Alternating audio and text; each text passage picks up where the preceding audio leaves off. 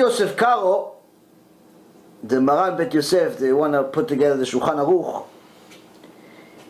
He was at such a level, 500 years ago approximately, he was at such a level, he'd have an angel come to him every day, teach him Torah. Every day, angel come to him, teach him Torah. We can't even draw an angel. He has an angel coming to his house, teach him Torah. One day, he's studying, but he has his tefillin on. You know, in those days, they used to keep tefillin on most of the day, especially at tzaddikim. There's still some people like that today, but not, for the most part, nothing. And all of a sudden, his tefillin of the head rip and fall on the floor. Now, anyone knows, but tefillin, if your tefillin hits the floor, if it's inside the box, still, it's different, to a lesser extent. But if it's the actual tefillin fall and hit the floor, then you either have to fast or you have to give tzedakah in replacement of a fast. And obviously pick them up and kiss them. But one day, his tefillin are on, everything is fine, thank you, Skem Mitzvot. Everything is fine, the tefillin rip and fall on the floor.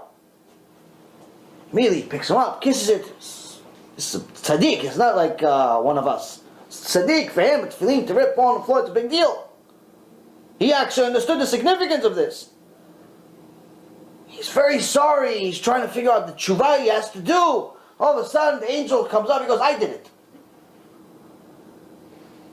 My friend? My angel? Why'd you do it? Because for a moment, we're not talking about for an hour, we're not talking about for a day, we're not talking about for a year. For a moment, you didn't think about God. Wow, that's heavy.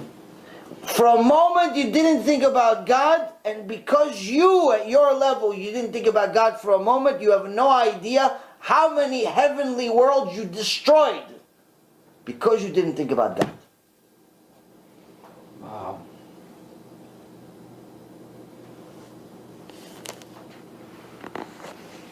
The Baal Shem Tov heard this story,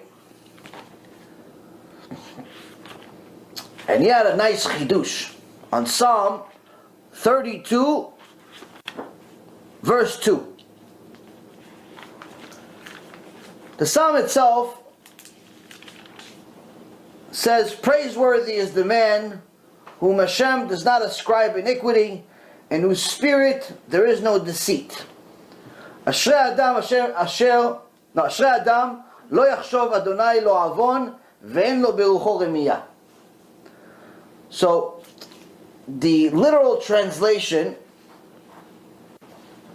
is what I just said, but then if you break down the words into three parts, which is what the Baal Shem Tov said, Ashrei Adam lo yachshov Hashem, praiseworthy is the man who didn't think about God, and for that it's considered a sin for him.